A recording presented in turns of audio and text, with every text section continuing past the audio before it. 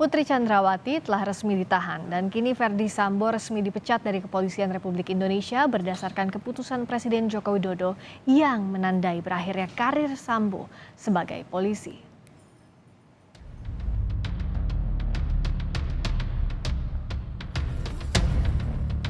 Kapolri Jenderal Listio Sigit Prabowo memastikan Verdi Sambo resmi dipecat dari Polri. Polri telah dihubungi istana melalui Sekretaris Militer Presiden soal keputusan pemberhentian Sambo yang telah terbit. Dengan kepres Presiden Jokowi ini, Kapolri menekankan Sambo sudah bukan lagi anggota Polri. Untuk proses PTDH dan barusan kami juga sudah mendapatkan informasi bahwa keputusan PTDH dari istana, dari Setmilpres tadi kami sudah dihubungi, sudah dikeluarkan. Oleh karena itu status FS tentunya secara resmi saat ini sudah tidak menjadi anggota Polri. Sebelumnya, Sekretaris Militer Laksamana Muda TNI Hersan mengonfirmasi melalui pesan singkat. Dalam keterangannya disebut, Presiden Jokowi telah menandatangani keputusan Presiden pemberhentian tidak hormat Sambo sebagai anggota Polri. Kepres ini ditandatangani 26 September lalu. Kini Kejaksaan Agung telah menyatakan berkas perkara 5 tersangka kasus pembunuhan Yosua telah lengkap. Polisi akan melimpahkan tersangka dan barang bukti pada Kejaksaan Senin depan.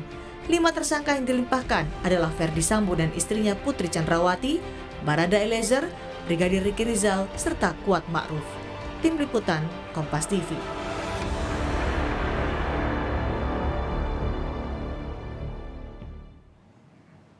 Informasi terkini dari kasus Sambo akan disampaikan jurnalis Kompas TV Francisco Donasiano langsung dari Mabes Polri. Sisko, kapan tersangka dan berkas pembunuhan Yosua dilimpahkan ke Kejaksaan? Sudah adakah waktu pastinya kapan di pekan depan?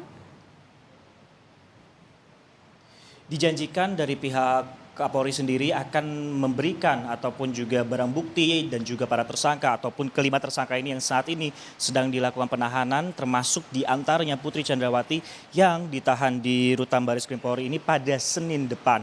Dan ini diperkuat melalui pernyataan dari Kapolri Jenderal Listio Sigit Prabowo yang ditemui awak media beberapa waktu yang lalu. Namun untuk lebih lengkap terkait pernyataan ini, berikut kami sampaikan atau kami hantarkan pernyataan tersebut untuk Anda. Koordinasi dengan Kejaksaan saya kira sudah berjalan ya dari beberapa waktu yang lalu. Semuanya lancar, tidak ada masalah. Jadi tinggal kita tentukan sekali lagi untuk masalah waktu, apakah hari Senin atau hari Rabu. Belum ada keputusan? Ya, ini sedang dibicarakan. Tentunya penyerahan tersangka dan barang bukti dari kepolisian kita antar ke... Tapi akan diperlihatkan pada saat penyerahan bukti nanti? Iya, memang itu prosedurnya seperti itu. Akan diperlihatkan Ya. semua? Ya. Apakah ada arahan khusus dari...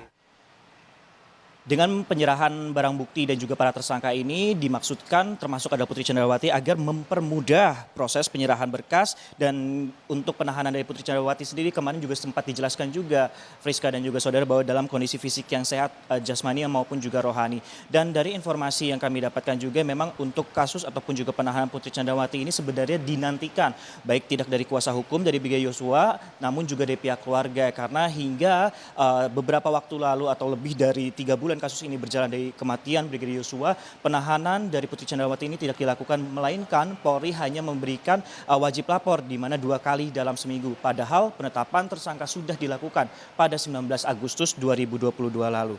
Friska. Sisko, apakah sudah ada informasi yang ditunggu juga kan sidang etik kalau di ranah etik soal Brigjen Hendra Kurniawan? Kapan akan disidang etik?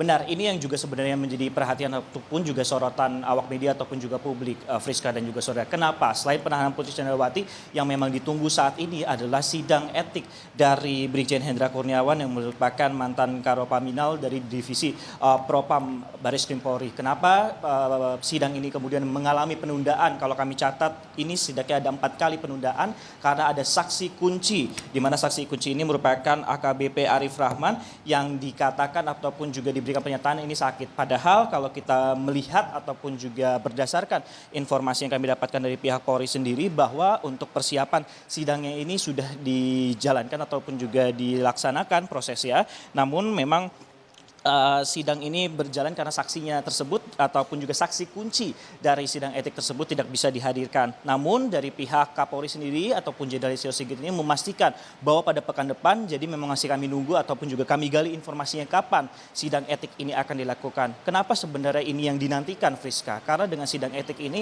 akan bisa menjelaskan dugaan-dugaan ataupun juga spekulasi yang muncul, khususnya adalah terkait adalah gratifikasi. Karena kita mengetahui bahwa pada 11 Juli lalu saat penugasan dilakukan oleh Verdi Sambo atau mantan Kadif Propam Polri untuk melakukan penugasan ke Muaro Jambi untuk menjelaskan informasi ataupun juga kronologi perihal kematian Brigadir Yosua, di mana tadi juga sudah dijelaskan di paket pengantar. Ini yang cukup menarik, di mana menggunakan jet pribadi. Jadi memang kami nantikan bagaimana sidang etik ini akan berlangsung. Jadi kami akan terus update informasi kepada Anda, Friska. Di pekan depan ada 2 agenda penting. Dari ranah pidana, berkas dilimpahkan tahap kedua dan juga sidang etik terhadap Brigjen Hendra Kurniawan. Francisco Donasiano langsung dari Barreskrim Polri.